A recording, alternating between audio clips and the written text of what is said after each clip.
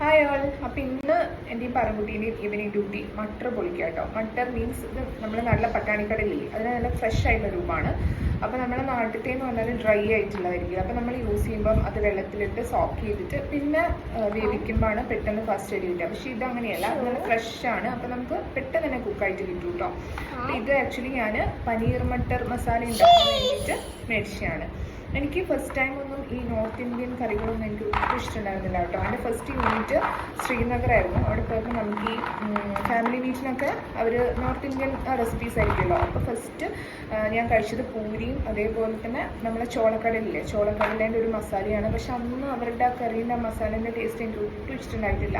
പിന്നെ ജീര റൈസ് ഇതൊക്കെ അന്നാട്ടോ ഞാൻ ഫസ്റ്റ് കഴിച്ചത്. അപ്പോൾ ഫസ്റ്റ് അത് കഴിച്ചപ്പോൾ എനിക്ക് ഒട്ടും ഇഷ്ടമുണ്ടായിരുന്നില്ല കേട്ടോ.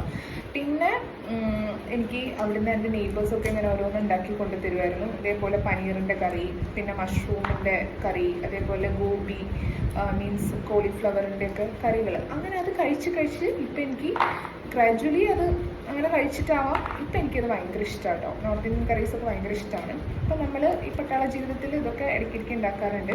അപ്പോൾ ഇത് ഇപ്പം ഞാനും പനീർ ഓൾറെഡി ഇരിപ്പുണ്ട്. അപ്പോൾ പനീറിൻ്റെ കൂടെ ഇട്ടിട്ട് ഉണ്ടാക്കാമെന്ന് വിചാരിച്ചിട്ട് പൊളിച്ച് വെക്കുക കേട്ടോ. അപ്പോൾ ഡ്യൂട്ടിയൊക്കെ കഴിഞ്ഞപ്പോൾ ഇന്ന് ഈവനിങ് ഫ്രീ ആയപ്പോൾ ഇത് പൊളിച്ച് വെക്കുകയാണ്. അപ്പം പിന്നെ നമുക്ക് ആവശ്യമുള്ളപ്പം എടുക്കാമല്ലോ. ഇങ്ങനെ ഒരു ഡബ്ബയിലാക്കിയിട്ട് പൊളിച്ചിട്ട് ഒരു ഡബ്ബയിലാക്കിയിട്ട് ഫ്രിഡ്ജിൽ വെച്ചാൽ മതി. നമുക്ക് എപ്പോഴാണോ ആവശ്യപ്പോൾ എടുക്കാം.